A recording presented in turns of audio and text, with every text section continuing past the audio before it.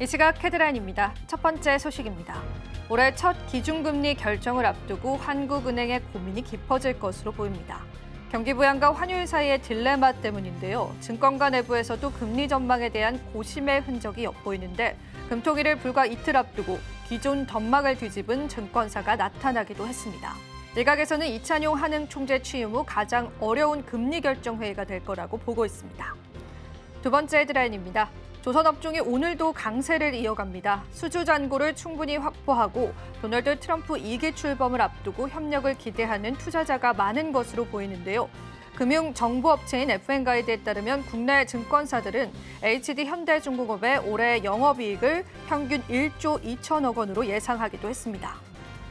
세 번째 헤드라인입니다. 삼성전기는 오늘 시장에서 어느 정도 탄력세를 나타냈는데요. 지속되는 AI 인프라 투자로 강한 산업용 수요가 이어지고 있다고 하면서 컴포넌트 사업부와 패키지 솔루션 사업부 내 AI향 노출도 확대에 따라 견고하게 이어지는 산업용 고부가품의 수요는 부진한 세트 수요를 상쇄해 실적 하방을 제한하고 올해 성장 가능성을 고조시키고 있다고 짚어주기도 했습니다. 마지막 헤드라인입니다. SK온이 꿈의 배터리로 불리는 전고체 배터리에 대한 R&D 성과를 잇따라 발표했습니다. SK온은 전고체 배터리 연구개발 과제의 결과물이 담긴 논문이 최근 국제학술지에 연이어 게재됐으며 일부 결과물은 국내의 특허 출원도 마쳤다고 밝히기도 했습니다.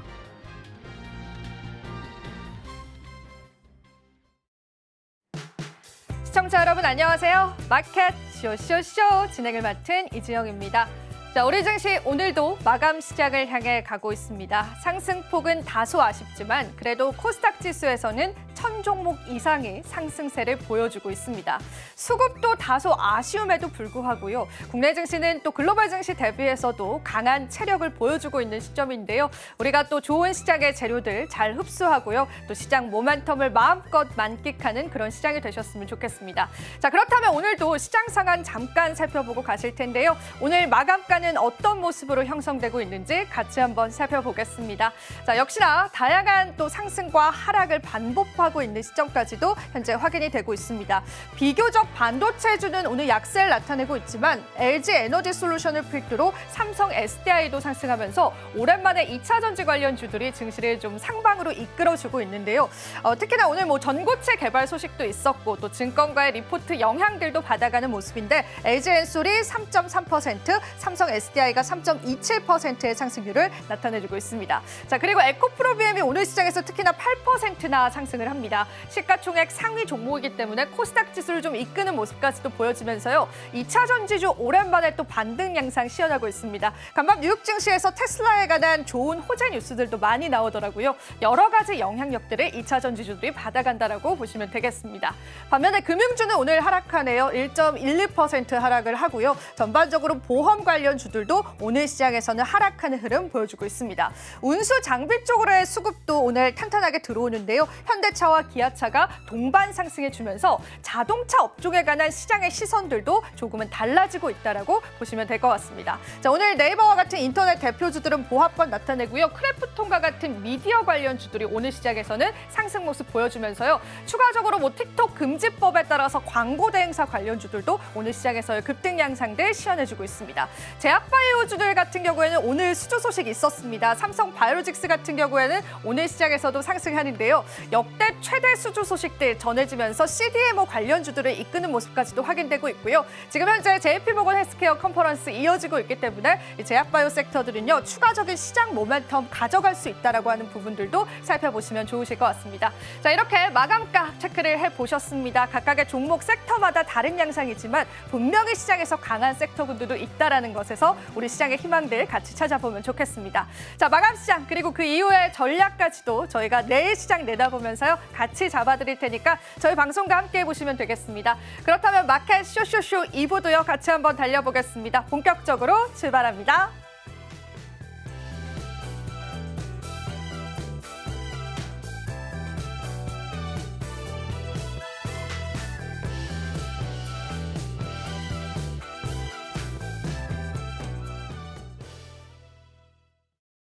마감 시장 향해 가는 우리 시장입니다. 자, 오늘 함께해 주실 분 바로 소개해 드릴게요. 기업공시연구소의 변유긴 대표님 함께해 주셨고요. 인사 나눠보겠습니다. 대표님 안녕하세요. 네, 반갑습니다.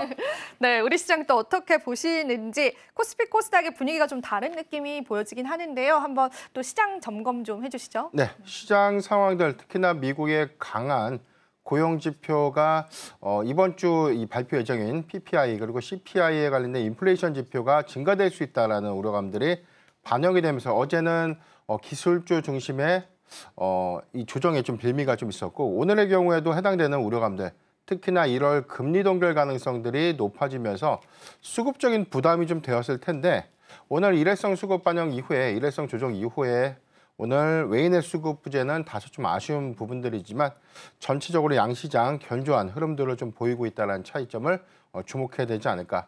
1월 달 현재 이 글로벌 증시의 이 상승률들을 보면 국내 증시와 독일 증시가 좀 강한 흐름들을 좀 보이고 있어요. 그만큼 과도하게 좀 하락했던 국내 증시가 디스카운트 요인을 일부 좀 반영시키면서 저가 매수세가 좀 유입되는 반등의 흐름이다라고 좀 볼 수 있겠고 이게 최근 3개월간의 전반적인 어떤 주가 수익률과 좀 대비해 보면 여전히 최근의 상승도 만족스럽지 못하는 아직까지 그 괴리가 좀 크다는 점에서 우리 증시의 어떤 상승의 어떤 연속성들 이 부분을 좀 더 체크를 좀 해봐야 될 것 같고 외인 수급 부재가 다소 좀 아쉽습니다. 코스피가 현재 3거래일 연속 외인의 매도세가 좀 나오고 있는데 어제 8,700억, 오늘도 2,420억 원대 지금 매도세로 좀 나오고 있고 코스닥의 경우에는 외인과 기관의 양매수 유입 효과, 물론 이제 금액이 좀 크지는 않지만 수급적인 어떤 지표가 대형주 중심에서 다시 중소형주 장세로 좀 이연되는 그런 흐름들인가 아닌가라고 볼 수 있기 때문에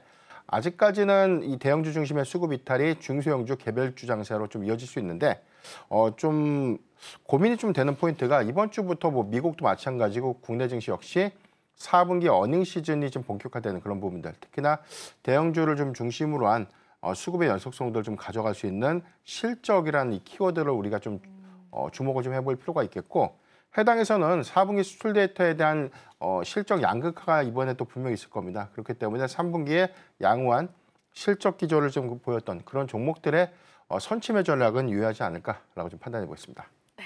실적 시즌 이제 본격적으로 개막됩니다. 실적 관련해서도 여러분들 집중해 보시면서 시장의 영향도 파악해 보시면 좋겠습니다. 자, 이어지는 코너도 소개해 드리겠습니다. 핫 섹터, 핫 종목 시간 준비되어 있죠.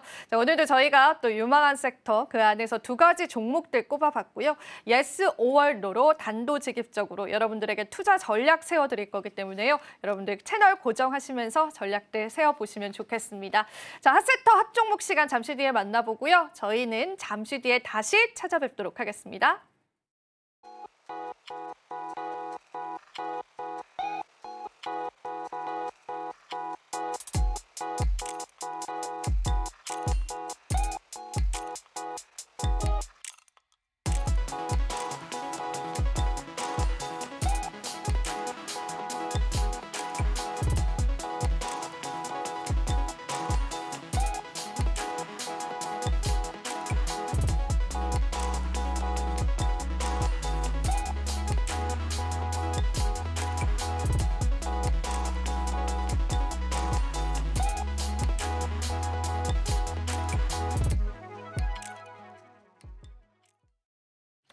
오늘의 핫 섹터, 핫 종목 한번 열어보도록 할 텐데요. 대표님, 오늘은 저희가 또 어떤 섹터와 그 안에 어떤 종목군들에 좀 주목을 해보면 좋을까요? 네, 오늘 시장에 좀 강한 흐름들을 좀 보여주고 있는 섹터 중에 하나, 조선주 그리고 이어지는 조선기자재. 오늘 특히나 조선기자재 섹터가 좀 강한 흐름들 좀 보여주고 있는데 그죠? 네. 여기서는 오늘 두 종목을 좀 제가 준비를 해봤어요. 하나엔진과 SK오션플랜트가 오늘 상대적으로 좀 강한데 두 종목 다 과연 우리가 다 긍정적으로 좀 볼 것인가? 궁금합니다. 또는 수급적인 측면에서 부정적인 요소가 있는가라는 관점에서 보면 하나엔진의 경우에는 제가 최근에 계속해서 강조드렸던 조선기자재 대표적인 종목이고 항상 탑픽주로도 계속해서 이야기해드린 이후로 수익률도 지금 굉장히 좀 양호한 엄청납니다. 그러면 좀 보여주고 있기 때문에 여전히 예스 의견을 좀 드리고 싶고요.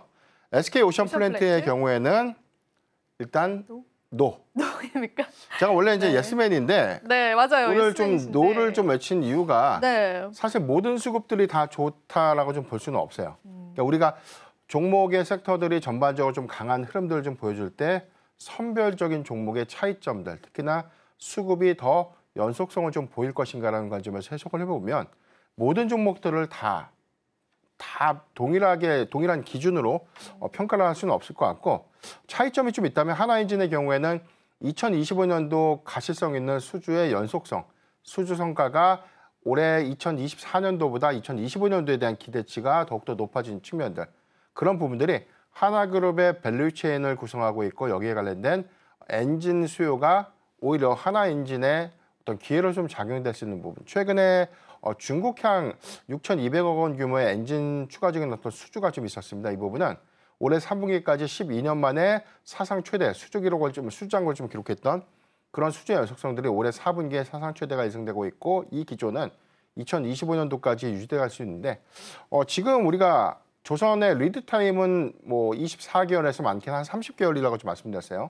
그러니까 2년에서 2년 반 정도 걸리는 그 수요가 올해 상당한 엔진의 어떤 공급량들로 인해서 2025년도 상반기에 좀 반영이 되면 수주를 추가적으로 좀 받을 수 있는 여력이 있다는 점, 이 점을 좀 고려를 해야 될 것 같고 두 번째는 미국의 정책 기대감들이 아직까지 유효하다는 점, 트럼프 취임 이후에 미국 내 천연가스에 관련된 규제가 완화된다는 것은 가스 개발이 본격화되고 이 부분은 LNG 선박의 수요가 증가될 수 있는 요인인데 하나엔진이 현재 좀 제조하고 있는 DF 엔진, 이중 연료 엔진은 전략 LNG 선박에 좀 공급이 된다는 관점에서 보면 추가적인 수주의 연속성 성과로 이어질 수 있기 때문에 오늘 신고가 24,550원대 돌파 이후에 현재 4.6% 상승을 좀 하고 있지만 네. 저는 계속해서 상승 여력은 좀 충분하다.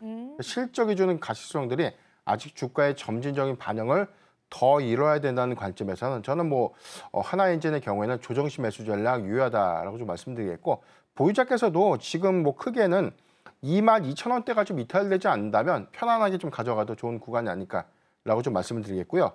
두 번째, 이 SK 오션플랜트 오늘 5.7% 좀 상승을 하고 있고 이전 저점이었던 지난 8월 5일 1,300원대.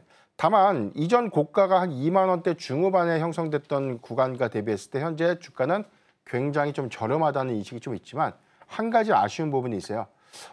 SK 오션플랜트의 경우에는 전반적으로 이 해양 플랜트에 관련된 매출, 기자재 매출 부분이 3분기부터 좀 감소세로 좀 전환됐던 점.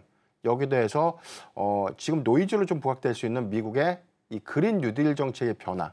그래서 해상풍력 프로젝트가 사실상 미국의 어떤 정책 노이즈가 좀 부각이 되면서 전반적으로 풍력 섹터에 좀 악재로 좀 작용을 했었고 이 부분이 금리 인하 시점과 좀 맞물리면서 그동안 정체된 프로젝트가 다시금 좀 재개될 수 있는 그런 기대 요인들이 있었지만 다시금 지금 금리 정책이 매파적으로 좀 바뀔 수 있는 부분들.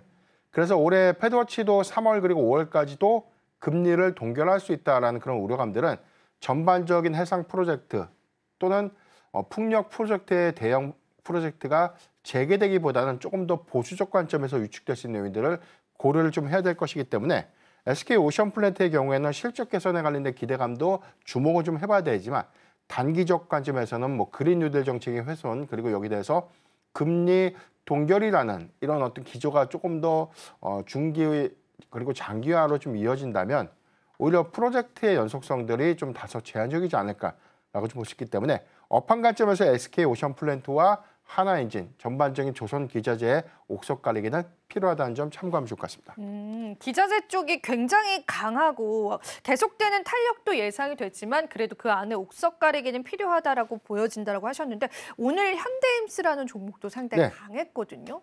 이 현대임스라는 종목도 우리가 어떻게 지금 시점에서 전략 잡아볼까요? 현대임스의 경우에는 HD그룹이 매각한 이후에 지금 괜히 팔았다라는 얘기 나오죠. 그래서 다시 경영권을 인수해서 사모펀드가 좀 갖고 있는 경영권을 그러게요. 네. 다시 사와야 된다라는 내부적인 이야기 좀 나오고 있는데 이 부분은 근거가 있다 봐요. 네. 왜냐하면 지금 조선주 밸류체인들 이 초호황기가 언제까지 좀 이어질 것인가. 그래서 조선업 피크가 2008년도에서 2010년도까지 이어지고 난 이후에 저가 수주로 자멸을 한 것이거든요. 그리고 나서 10년에서 12년간 업황이 불황기를 겪게 됐고 이때 많은 조선사들에 대한 구조조정 그다음에 상당한 부분의 사업 부분 양수가 좀 있었어요.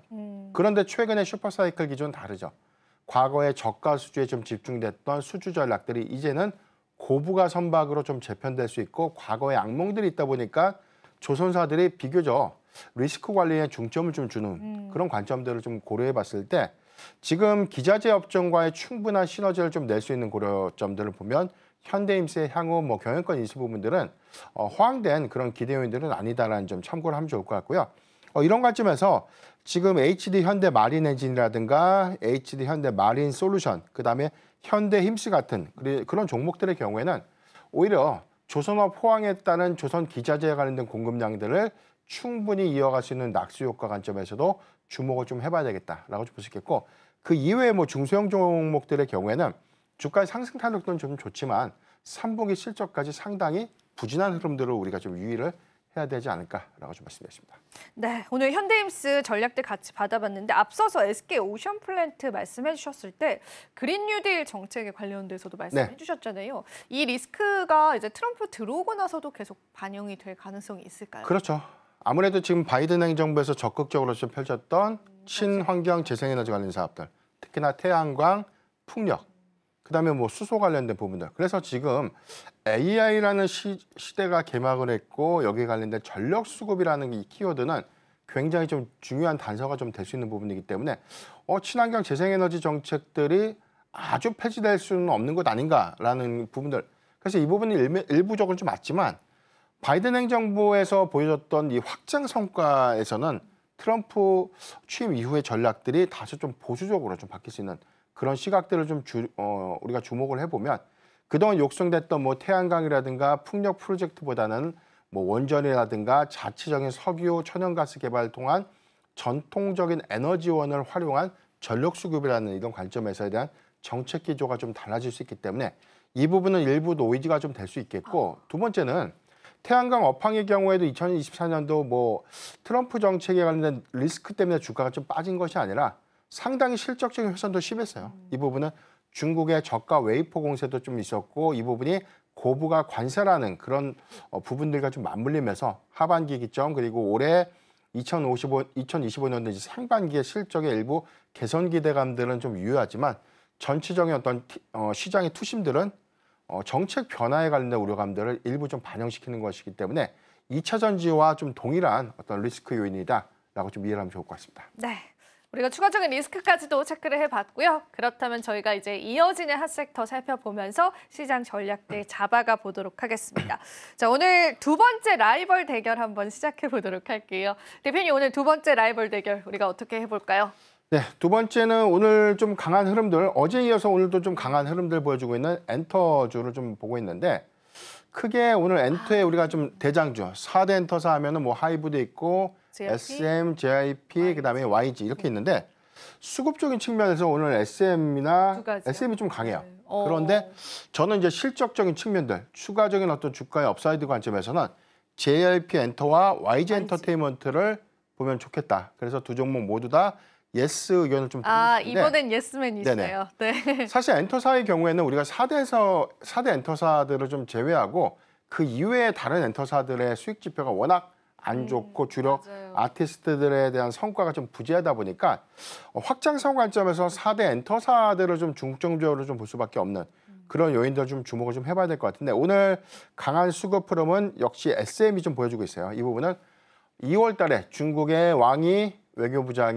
외교부장이 한국에 좀 방한 일정을 좀 조율하고 있다. 이 부분 때문에 한한령 해제 기대감들로 인해서 중국의 이 공연 플랫폼이라든가 향후에 성과가 과거에 좀 있었던 SM 같은 종목, 그다음에 뭐 디어유 같은 그런 종목들이 중국발 기대감들을 일부 오늘 좀 수급으로 좀 반영시켰다고 볼 수 있겠고 두 번째 요인들은 그동안 주력 아티스트 이후에 신규 아티스트가 다소 좀 부재하다는 그런 평가들이 좀 나오고 있는 과정에서 SM과 JYP 엔터, 그다음에 뭐 YG 엔터테인먼트 같은 그런 기업들이 신인 아티스트들을 출격시킬 수 있다라는 기대감, 이런 부분들이 전반적인 어떤 수급 기대감으로 좀 이어졌는데 특히 JYP 엔터를 좀 주목하는 이유는 우리가 좀 잘 알고 있는 것처럼 지난 3분기에 실적 발표에서 시장의 전망치를 상회하는 영업이익을 좀 보여줬고 이 성과가 4분기까지 이어질 수 있는 측면들을 좀 고려를 해보면 JYP 엔터의 경우에는 올해 4분기 유일하게 시장의 전망치를 상회하는 실적이 좀 예상되고 있다는 점.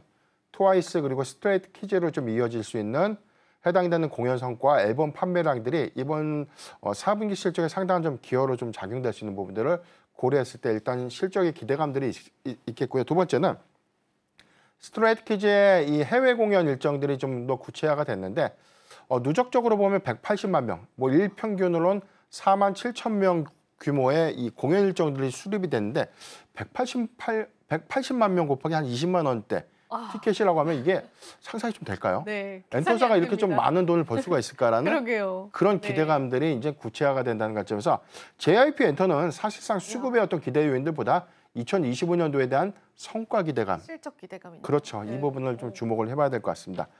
두 번째 YG 엔터테인먼트의 경우에도 비슷한 양상인데 유일하게 3분기 그리고 4분기에 영업이익 적자를 지속할 것이다라는 전망들 나오고 있어요. 그러니까 실적의 기대 요인들이 낮고 4분기 실적 발표가 일부 좀 조정의 좀 빌미가 좀 될 수는 있겠는데 상당 부분에 대한 악재를 현재 좀 선반영했던 그런 차이점들을 좀 고려를 좀 해봐야 될 것 같고 여기 더해서 YG 엔터테인먼트가 올해 좀 성과로 좀 이어질 수 있는 블랙핑크, 그다음에 여기 더해서는 이 베이비몬스터의 19회차 투어 일정들이 확정됐던 부분. 역시나 이 부분도 연간 규모에서는 한 30만 명 추정이 좀 되고 있는데 이게 일본에서 얻어들 수 있는 어떤 수입원이라는 것들 감안해 봤을 때 해외 투어 일정에 관련된 이익기여 효과가 올해 상반기, 즉 2분기부터 좀 이어질 것 같고 지금 블랙핑크의 완전체 활동 기대감들 유효한데 개별 활동에서에 대한 성과가 굉장히 좋았죠. 뭐 로제부터 해가지고 그쵸. 뭐 리사, 그 다음에 뭐 제니. 제니 말고 또 한 명이 누구 있죠? 제가 갑자기 생각이 안 나는데 지수가 또 최근에 또 솔로 앨범 관련된 이벤트들 이런 것들을 좀 주목을 해보면 수급적인 어떤 기대 요인들을 좀 감안했을 때 역시나 YG 엔터테인먼트의 뭐 킬러 콘텐츠라고 불리는 주력 아티스트 블랙핑크의 또 해외 투어 일정들은 여기서 예상되는 성과 이상의 어떤 실적 기여 효과가 좀 이어진다면 YG 엔터테인먼트도 실적 그리고 이에 따른 어떤 모멘텀들 충분히 좀 고려할 수 있는 구간이 아닌가라고 좀 판단해 보겠습니다. 전반적으로 이제 종목 단위로 봤다면 우리가 섹터 단위로 본다면 그러니까 제가 느끼기에 엔터주들은 네. 강하게 쭉 간다라는 느낌이 아니라 올랐다가 빠지고 이런 느낌들이 조금 있어요. 이슈가 생기면은. 그럼 우리가 더 전략 가져가기 좀 힘들잖아요. 단기 모멘텀으로 봐야 되는 걸까? 장기로 봐도 괜찮을 것까 그 부분은 좀 잘 모르겠더라고요. 일단 4분기 때부터 엔터주의 수급이 굉장히 좀 좋았었고 이게 정치 리스크가 좀 부각되면서 수급이 한번 위축된 그런 요인들이었는데 이 부분은 오히려 조정을 오히려 매수의 기회로 좀 활용할 수 있는 기회 요인이 있다라고 강조드렸던 이유가 최근에 빠진 만큼 다 올라왔어요. 그렇다면 여기서 또 확장성을 좀 이어갈 수 있을까 이런 관점에서 보면 개별적인 종목들의 모멘텀 특히나 주력 아티스트들이 컴백을 하거나 완전체 활동이 좀 기대될 수 있는 뭐 하이브 같은 종목들 특히나 BTS가 완전체 활동을 좀 이루면서 해외에 관련된 투어 일정들을 본격화되면 이거는 뭐 사실 기대 요인들이 좀 충분하죠. 그래서 지금 전반적인 섹터에 관련된 기대감도 주목을 좀 해봐야 되지만 개별 종목 특히나 개별 종목의 주력 아티스트들의 컴백 일정 그다음에 공연 일정들을 우리가 좀 누누이 잘 체크를 좀 하다 보면 투자의 힌트를 좀 많이 얻어갈 수 있지 않을까라고 좀 판단해 보겠습니다. 그러면은 일단 엔터주 안에서도 개별적으로 종목을 보셔야 된다라고 하셨는데 엔터주 하면 또 떠오르는 기업 있잖아요. 하이브라는 기업. 네네. 참 이제 리스크가 해소가 됐을까 이런 생각 들면서 가장 엔터주 중에선 저평가다라는 증권가의 그러한 리포트들도 나왔던 것 같은데 이쪽은 어떻게 보세요? 네, 산이 높으면 골이 깊다라고 하죠. 사실 하이브의 경우에는 뉴진스 관련된 불확실성들, 특히나 이제 법적인 공방들을 좀 앞두고 있기 때문에 맞아요.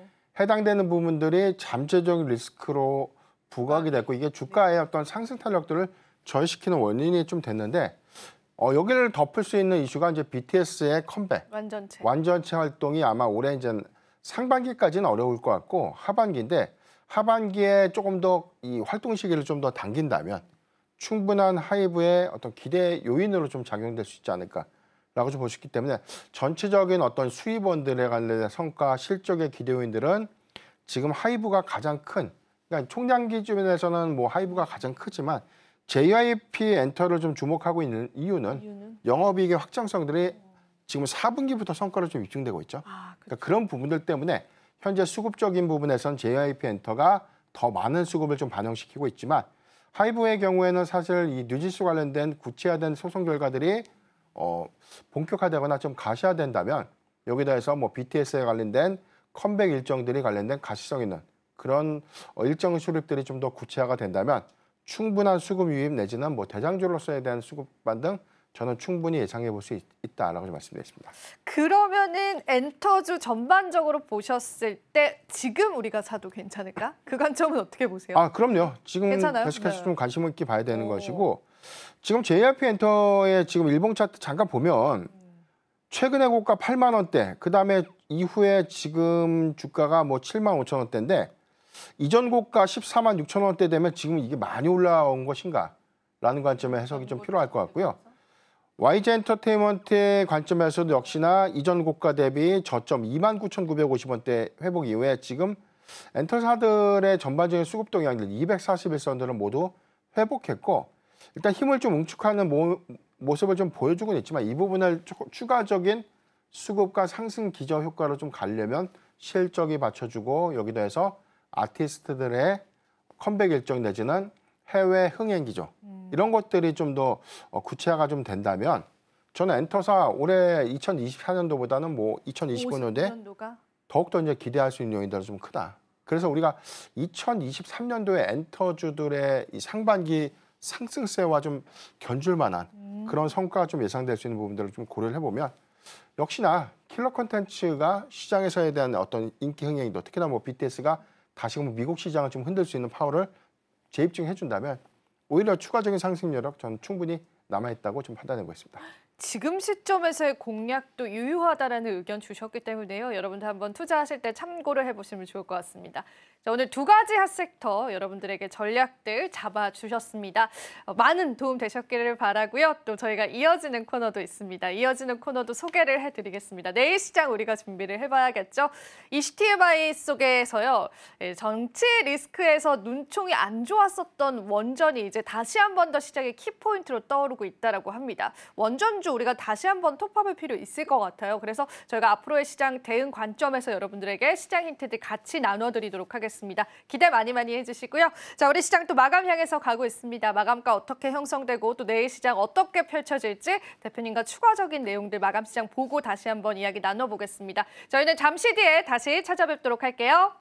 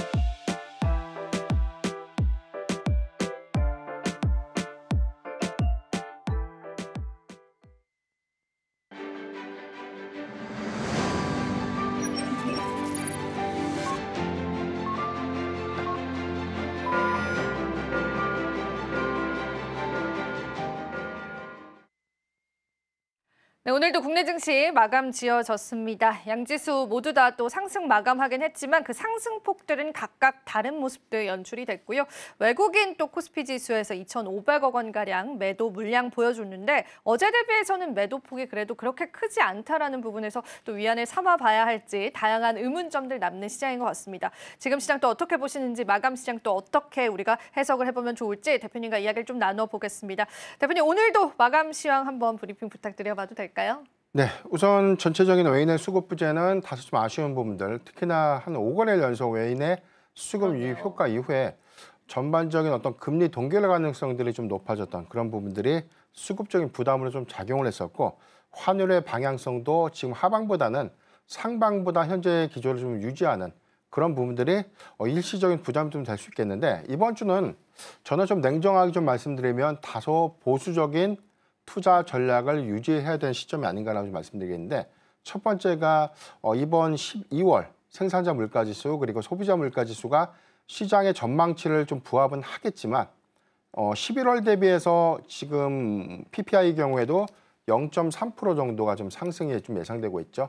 지금 소비자 물가지수에 대한 헤드라인 지표가 2.9, 0.2포인트가 11월 대비 좀 상승한 그런 기조가 좀 예상되고 있고, 지금 이 코어 CPI 경우에는 3.3포인트 정도. 그래서 연준이 늘상 좀 강조했던 2%대 인플레이션 진입가는 굉장한 좀 궤를 좀 보인다는 관점. 이 부분이 최근에 패드워치에서 1월의 금리 동결 가능성들이 다시 97%대까지 높아진 점, 그리고 3월과 5월의 금리 동결 가능성이 매우 높아진 점들을 좀 시사해 봤을 때 매파적 금리나 기조가 이 수급의 부담으로 좀 작용될 수 있는 그런 요인들을 주시를 해야 될 것 같고, 두 번째는 다음 주 일본의 이 BOJ 통화정책 회의가 좀 우려될 수 있는 포인트가 있어요. 이번에는 금리 동결이 아니라 금리가 인상될 수 있다라는 우려 요인들이 일부 좀 남아있기 때문에 해당되는 기조가 현실화가 된다면 전체적인 어떤 코스피의 어떤 상당한 좀 부담으로 좀 작용될 수 있는 부분들. 그래서 오늘 니케이가 지금 1.8% 정도 하락하게 된 배경이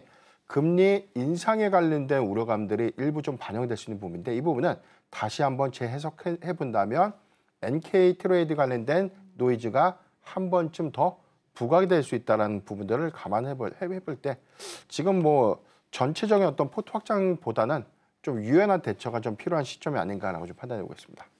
금리 인상에 관한 가능성이 있다는 게 굉장히 좀 놀랍습니다. 동결이 아니라 인상 가능성에도 무게가 지금 시장에 실리고 있다는 거죠, 대표님? 그렇죠. 오늘 확인된 지표인데 이 부분은 이미 좀 12월 달에 일본 BOJ에서 금리 동결을 했지만 전체적으로 11월 달에 일본의 어떤 시장 전망치들은 12월에 금리 동결 가능성을 높게 봤다가 이게 낮아진 점이 정책회의 의원들이 해당된 인플레이션 지표가 좀 과도하게 부담으로 좀 작용될 수 있다는 우려인들을 반영시키기 때문에 이제 12월인데, 지금 이 일본의 소비자 물가 지수가 굉장히 좀 가파른 상승세를 보이고 있죠. 네. 이런 부분들이 지금 통화정책 회의에 상당한 좀 부담이 될 수 있는 부분들이기 때문에 금리 인상이라는 키워드, 이 부분을 우리가 좀 우려해야 되는 포인트가 좀 되지 않을까라고 보시기 때문에 이 변수 요인도 반드시 좀 체크를 해야 되지 않을까라고 좀 말씀드렸습니다. 네, 매크로 변수 역시나 우리가 체크를 해봐야 될 것 같습니다. 자, 그렇다면은 또 오늘 시장을 뜨겁게 달궜던 핫섹터 한번 전략 받아보도록 하겠습니다.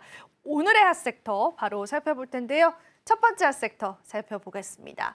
광고 쪽, 모비데이즈가 상한가에 안착을 했는데 이게 사실 틱톡 금지법이 시행될 가능성이 대두가 되면서 중국 정부에서 트럼프가 아니라 일론 머스크한테 틱톡을 이제 넘기겠다 이런 게 이제 한 언론 매체를 통해 나왔잖아요. 팩트 체크는 해봐야 될 것 같은데 어떻게 보세요, 이쪽 섹터? 우리가 기대감에 투자를 했는데 그 기대감이 현실화되지 못하면 어떻게 되죠? 주가가 오른 만큼 내려가죠. 빠지는 것이 아니라 네. 오른 것보다 더 더 빠지죠. 빠지죠. 네. 이런 것들을 항상 유의를 좀 해야 될 것이기 때문에 전 냉정한 투자 접근, 지금 같은 경우는 모비데이즈가 뭐 틱톡과 광고에 관련된 협업 이슈가 좀 부각되면서 오늘 강한 상승폭을 좀 보여줬다면 저는 보유자라면 오늘 저는 매도를 할 것 같아요. 오히려. 그러니까 전반적인 어떤 정책 기조를 봐야 될 것 같은데 19일자를 기점으로 보면 미국 내 틱톡은 금지 법안에 대한 효력이 좀 발생을 합니다.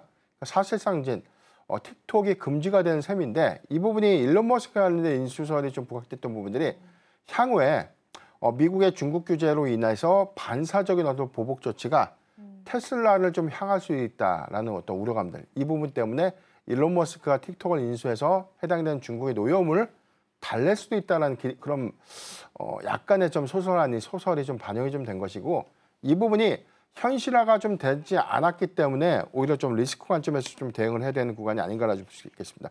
모비데이즈, 와이즈버즈 같은 종목들 오늘 뭐 드림 인사이트 같은 종목들이 오늘 20%대 강한 좀 상승 흐름들을 좀 유지하고 있는데 해당되는 노이즈가 현실화되지 못했던 점 그리고 여기도 해서 미국 안에서에 대한 반대 입장문들이 좀 현재 나와 있는 상태이기 때문에 언론의 어떤 진위 여부들은 조금 더 체크는 좀 필요하겠지만 과도한 베팅은 지양하자. 리스크한 그런 측면이 좀 되지 않을까라는 좀 말씀드리겠습니다. 네, 일시적인 이슈로 봐야 될 것 같습니다. 여러분들이 참고를 해보시면 좋을 것 같고요. 일단 팩트 체크도 우리 필요하기 때문에 그 부분도 꼭 염두해 두세요. 자, 그럼 두 번째 핫섹터 바로 한번 살펴보겠습니다. 오늘 두 번째 2차 전지주 쪽이 오늘 좀 그래도 강세더라고요. 소재 쪽도 같이 강세 나타내주고 리튬 관련주들까지도 좀 올라서는데요. 추세 전환이다라고 보시는지 포인트 한번 짚어주세요.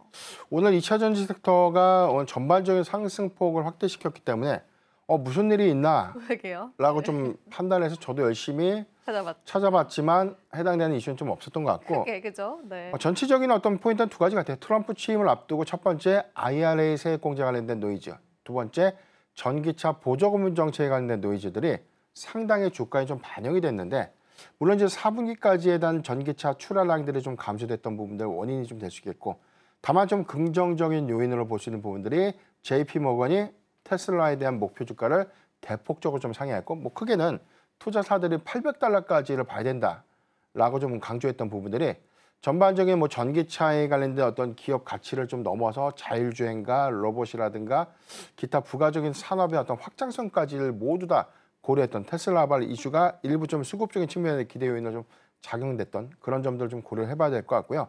두 번째, 3분기에 이어서 4분기까지 실적의 추정치 굉장히 낮습니다. 그래서 셀사, 특히나 LG에너지솔루션, 삼성 SDI, SK이노베이션 같은 종목들의 4분기 실적 전망치는 3분기보다 더 악화될 수 있는 가능성은 우리가 좀 우려될 수 있는 요인인데 이런 부분들도 상당히 좀 반영이 됐죠. 이미 반영이 됐다. 그렇죠. 네. 그런데 기대할 수 있는 포인트들은 2025년도 유럽의 전기차 판매량이 증가될 수 있다. 2024년도 대비해서 한 20% 정도 상향이 좀 예상될 수 있는 부분이 이 부분은 탄소 중립 정책, 배기가스 배출 규제에 관련된 시행이 올해 상반기에 본격화됩니다. 이 부분에 전기차 구매 한도라는 그 비율이 좀 신설이 되는 것들이 발효가 되는 건데 전기차를 의무적으로 좀 팔아야 됩니다. 그렇다면 비싼데 안 팔리는 걸 어떡합니까? 그렇다는 것은 유럽 안에서 전기차의 보조금이 다시금 부활될 수 있는 정책 기조 변화를 주목해 본다면 유럽에서의 관련된 판매량들이 일시적으로 좀 증가될 수 있는 요인들. 여기도 해서 미국의 경우에는 전기차 보조금에 관련된 폐지 악재가 있지만 뭐 캘리포니아 그다음에 뭐 뉴욕주를 좀 중심으로 해서 대다수 한 열 몇 개 주들이 자체적인 전기차 보조금을 지급할 수 있다라는 어떤 입장들이 긍정적인 어떤 이 기대 요인으로 좀 작용할 수 있기 때문에 2024년도보다 완화된 2025년도의 전기차 그다음에 2차 전지의 어떤 실적 개선 포인트들을 주목해 볼 필요가 있지 않을까라고 좀 판단하고 있습니다. 네, 우리가 또 같이 한번 2차 전지 관련주도 체크해봤고요. 바로 한번 또 세 번째 핫섹터 살펴보도록 하겠습니다. 반도체 재료나 부품 쪽도 오늘 움직였습니다. DNF는 특히나 삼성전자랑 SK하이닉스에 또 재료를 납품하는 그런 기업이기도 한데요. 이쪽 섹터 어떻게 보실까요? 오늘 노이즈가 좀 일부 나왔던 것이 다시금 블랙엘의 발열 이슈가 또 발열 이슈가 나왔어요. 그러니까 이거는 계속해서 단발성으로 좀 나올 수 있는 이슈가 아니에요. AI 칩이 다 좋고 굉장히 연산철이 빨라서 좋은데 한 가지 안 좋은 게 전기를 너무 많이 먹죠. 전기를 먹는 것은 가동을 위해서 먹는 것이 아니라 너무 열이 많이 발생되다 보니까 데이터 센터의 열을 빨리 식히는 여기에 열 관리라는 비용들에 대한 전력 수급이 더 들어가요. 그러니까 우리가 좀 잘못 알고 있는 상식이 AI 칩이 활성화가 되니까 AI 칩 특히나 뭐 데이터 센터가 전기를 많이 먹는다 이렇게 좀 오인을 하고 있는데 데이터 센터를 운영하기 위해서 열을 많이 먹기보다 여기서 발생되는 열을 식히기 위한 전기가 더 많이 소요가 된다는 측면들을 좀 고려해 보면 앞으로 원천적인 소재를 열 발생을 좀 낮출 수 있는 소재가 좀 무엇이 있을까? 이런 말처럼 뭐 방열 시트라든가 방열 기판, 유리 기판 같은 그런 특수 소재에 관련된 적용 기대감들이 일부 좀 부각이 된 것이고요. 여기에 대해서 냉각 시스템이죠. 지금 공기를 차갑게 해서 데이터 센터에 열을 좀 식히는 방식에서 워낙 전기를 많이 먹다 보니까 이제는 순행식, 물을 이용해서 이 데이터 센터에 열을 좀 식혀야겠다. 그런데 이 부분도 역시나 전기를 많이 먹고 관리 비용이 비싸다 보니까 아예 서버를 액체에 담가서 열을 식혀야 된다 해서 액침 냉각 기술에 관련된 기대감들, 이런 것들이 계속해서 좀 화두가 좀 되고 있는 것이기 때문에 이 부분은 좀 일회성이라기보다는 앞으로 AI 칩에 관련된 스펙들이 더 고도화가 될수록 소재에 관련된 다변화 정책 내지는 AI 칩의 발효 정책들은 해소를 하기 위한 기술 정책들이 계속해서 좀 부각될 수 있는 부분들이기 때문에 소재의 다변화를 반드시 좀 주목해 볼 필요가 있다라고 좀 말씀드리겠습니다. 네, 좋습니다. 핫섹터 이렇게 정리를 해보도록 하고요. 자, 이어서 또 내일 시장 준비하셔야겠죠. 하이라이트 또 코너가 될 것 같습니다. 이슈 TMI 시간 준비되어 있는데요. 앞서도 저희가 또 예고를 드리기는 했습니다. 대표님과 함께 직접 이야기를 좀 나눠볼게요. 우리가 어떤 이슈에 조금 집중을 해보면서 앞으로의 시장 좀 대응을 해볼까요, 대표님? 네, 원전 섹터를 좀 말씀을 드려야 되는데 전체적으로는 좀 원전은 크게 좀 두 가지 이슈가 있었어요. 네. 첫 번째가 정책에 관련된 불확실성. 맞아요. 첫 번째는 현재 이 윤석열 현재는 이제 정권에서? 직무가 좀 정지된 네. 현 정부에서 추진했던 이 제11차 전력수급 기본계획, 이 부분은 앞으로 향후에 전력수급을 좀 대비해서 국가의 어떤 전력망에 관련된 사업 부분들을 좀 검토하는, 그래서 앞으로 전력을 어떻게 더 유지를 할 것인가, 전력에 관련된 수급 계획을 어떻게 좀 유지할 것인가. 그래서 기초안들이 나왔던 부분들이 대형 원전 3기 그리고 소형 모듈 원전 SMR을 2개 해서 전체 5개의 신규 원전을 도입해야 된다라는 제11차 전력수급 기본계획안이 좀 발의가 좀 되었었고, 이 부분이 원래 예정대로라면 지난해 12월에 국회 보고를 통해서 해당되는 안건들이 확정되고 이 부분들이 좀 구체화된 플랜들이 좀 나왔어야 되는데 탄핵 정국으로 인해서 12월에 해당되는 부분들이 확정되지 못했어요. 이런 우려감들이 올해 다시금 좀 나왔던 부분들, 특히나 대형 원전 3기를 1기 정도로 좀 축소해서 대형 원전 2기, 소형 모듈 원전 2기에서 전체 4기로 다시 수정해서 안건을 상정을 하면 현재 야권에서에 관련된 친원전 정책에 관련된 기조가 반대 기조가 좀 더 심하지만 해당되는 부분들이 일부 수긍이 좀 되면서 정책이 현실화되지 않을까라는 어떤 기대감들이 최근에 좀 반영이 됐고요. 두 번째는 미국과 그동안 이 원자력 부분에 대한 이 노이즈가 좀 있었어요. 맞아요. 특히나 웨스팅하우스와 지적재산권 관련된 분쟁들이 계속해서 충돌이 됐는데 이게 일회성으로 끝난 충돌이 아니라 맞아요. 계속해서 좀 작용됐어요. 네, 계속 작용. 한국이 수주만 했다 하면은 관련된 지적재산권 관련된 압박들이 좀 들어왔기 때문에 이런 부분들이 최근에 협력 원칙과 원전 수출에 관련된 종합적인 양해각서를 좀 체결했다는 관점, 이 부분은 굉장히 좀 긍정적인 시너지가 좀 예상될 수 있는데 MOU라는 것은 사실 법적인 구속력이 전혀 없습니다. 그러니까 본계약 체결과의 어떤 성과는 좀 갖고 있지 않지만 이게 국가기관과 양해각서를 좀 체결했다는 것은 앞으로 우리 이렇게 잘 갖춰서 수출을 해보자, 또는 이렇게 잘 협력해서 원전 기술도 통제하고 우리 좀 같이 좀 나눠 먹자, 이런 어떤 부분들에 관련된 계약이기 때문에 이런 것들이 향후에 성과로 좀 이어질 수 있는 부분들, 특히나 웨스팅하우스와의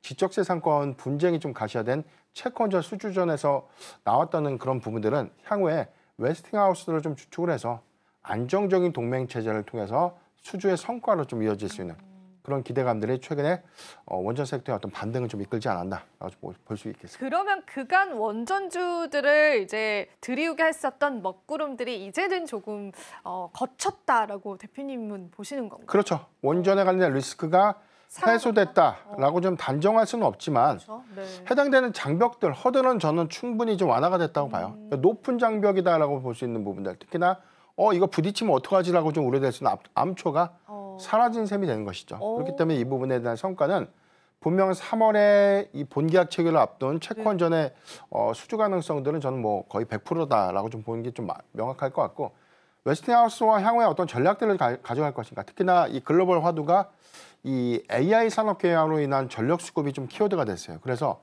지금 대형 원전의 안전성 관련된 위험 요소, 여기에 관련된 막대한 시공 비용들이 부담이 좀 됐는데 이 부분이 최근에 빅테크 기업들을 좀 중심으로 한 SMR 개발, 그렇죠. 네.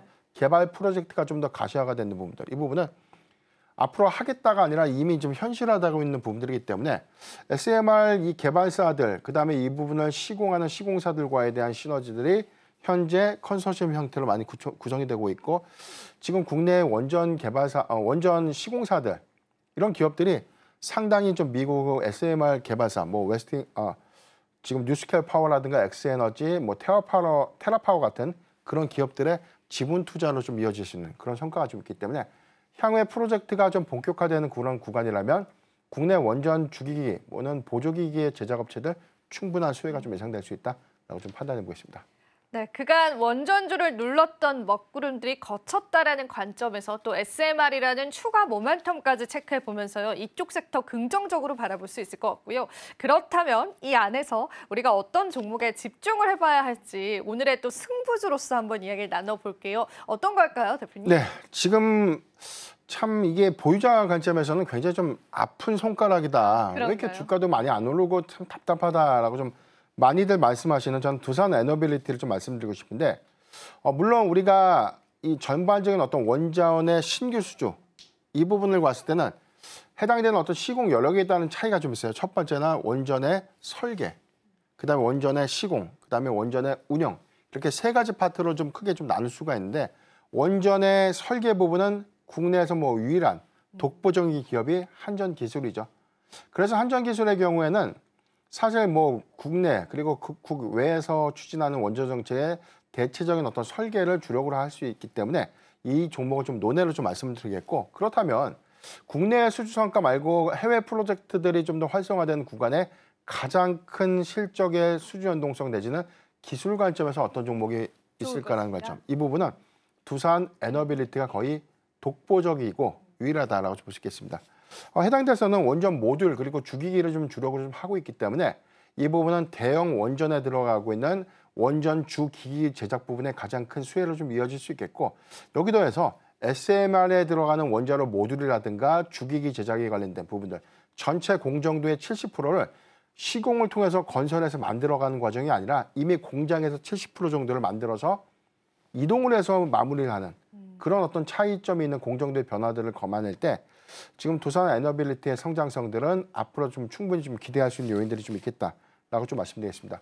4분기 실적 전망은 시장의 전망치 대비 소폭 하회가 좀 예상될 수 있기 때문에 실적 노이즈가 좀 일부 좀 나올 수는 있는데, 이 부분은 두산 에너빌리티의 본업에 관련된 이 실적 훼손이라기보다는 자회사 두산밥켓이 3분기에 이어서 4분기에 이익 규모가 좀 축소됐던 원인들, 이 부분이 연결 실적이 좀 반영되다 보니까 아무래도 좀 실적에 부담으로 좀 작용될 수 있는 측면들이 있겠고, 여기도 해서 미국의 정책 수혜 기대감, 특히나 AI 산업의 확장 부분은 데이터 센터에 대한 확장 부분을 좀 이어지면서 전력 수급이라는 키워드와 맞물리면서 원전의 수요가 증가될 수 있는 요인들. 두 번째는 미국의 제조업 리쇼어링 정책이 있죠. 그래서 지금 해외 생산 기지를 좀 보유하고 있는 미국 내 주요 기업들이 대거 미국으로 다시 좀 회귀를 하게 된다면 이에 따른 추가적인 어떤 전력 수급이 화두가 될 수 있는 부분들이기 때문에 이 부분에 SMR에 관련된 적용이라든가 개발 확대로 좀 이어질 수 있는 낙수 효과를 좀 충분히 좀 고려해 봤을 때 두산 에너빌리티는 단기적 부분보다 중장기 성과로 충분히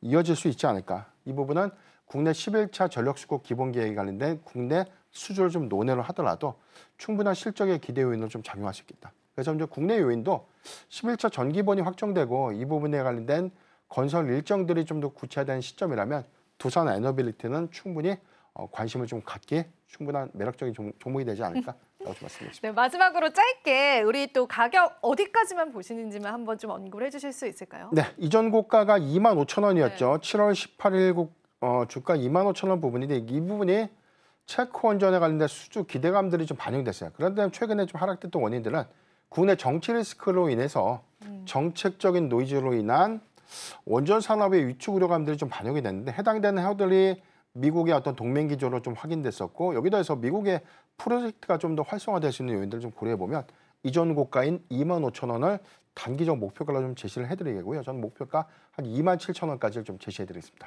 네, 좋습니다. 자, 이렇게 해서 전략들 받아봤습니다. 저희는 이제 물러가 보도록 할게요. 저희 방송에서 제공해드리는 정보는 투자 판단에 대한 조언일 뿐입니다. 가치 판단 상승 하락 보장하고 있지는 않다는 점 다시 한번 유의 부탁드리겠습니다. 자, 오늘도 긴 시간 시청해주신 여러분 감사드리고요. 저희는 내일 이 시간 다시 찾아뵙도록 하겠습니다.